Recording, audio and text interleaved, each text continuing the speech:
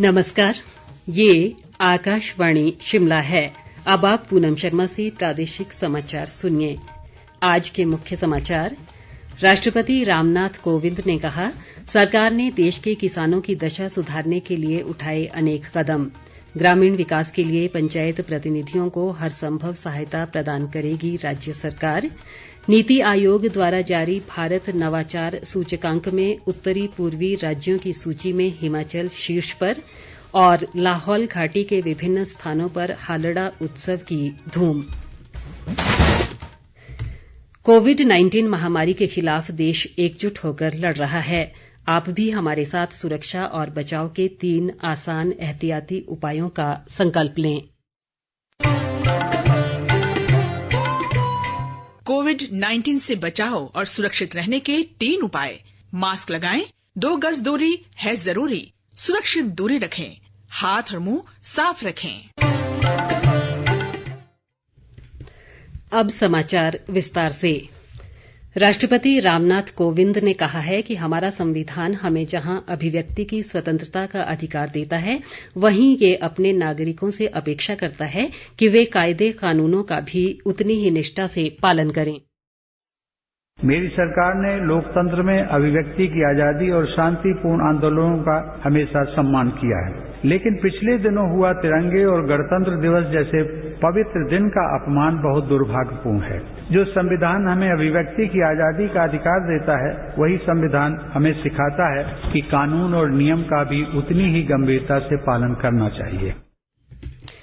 राष्ट्रपति ने कहा कि संसद के पिछले सत्र में पारित कृषि संबंधी 3 कानूनों का उद्देश्य देश के किसानों को और ज्यादा अधिकार व शक्तियां हासिल करने में मदद करना है।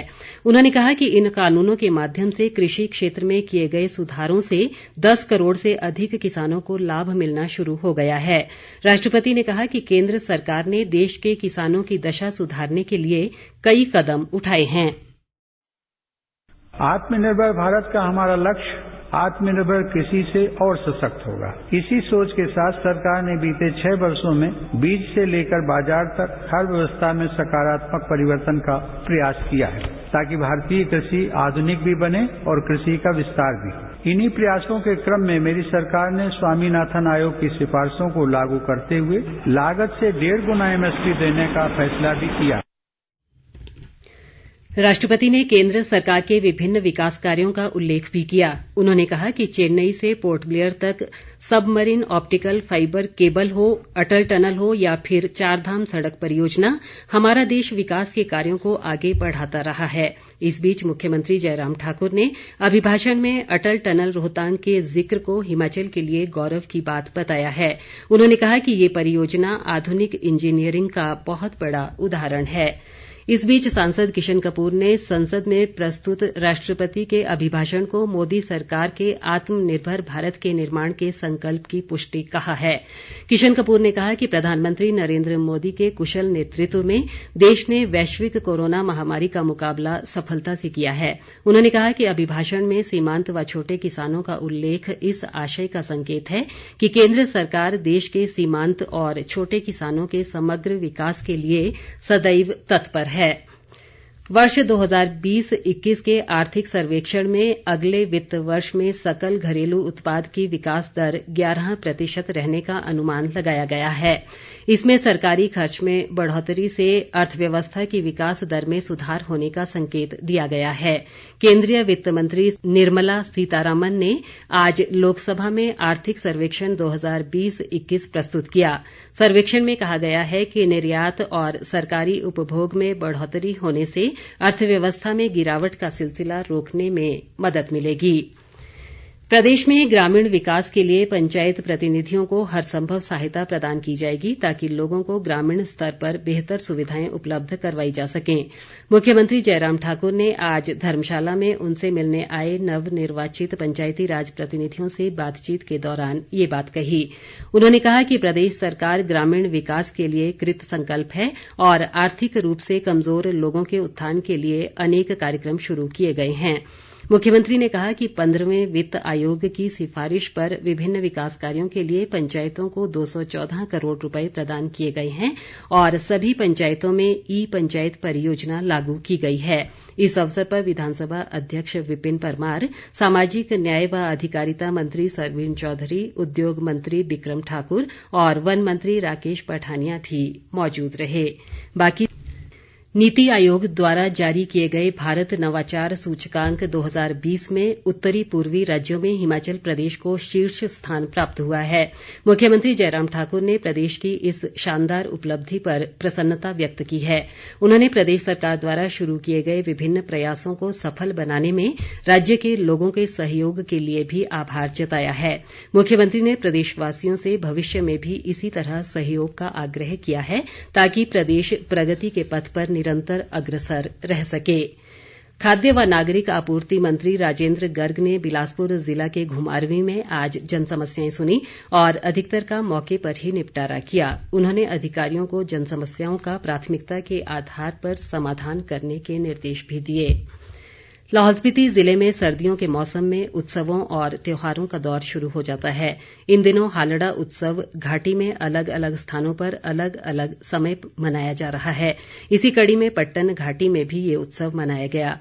इस दौरान लोग अपने इष्ट देव की विधिवत पूजा अर्चना कर आने वाले समय के लिए अच्छी फसल की कामना करते हैं। स्थानीय लोगों के अनुसार ये उत्सव नववर्ष के आगमन के प्रतीक के तौर पर मनाया जाता है।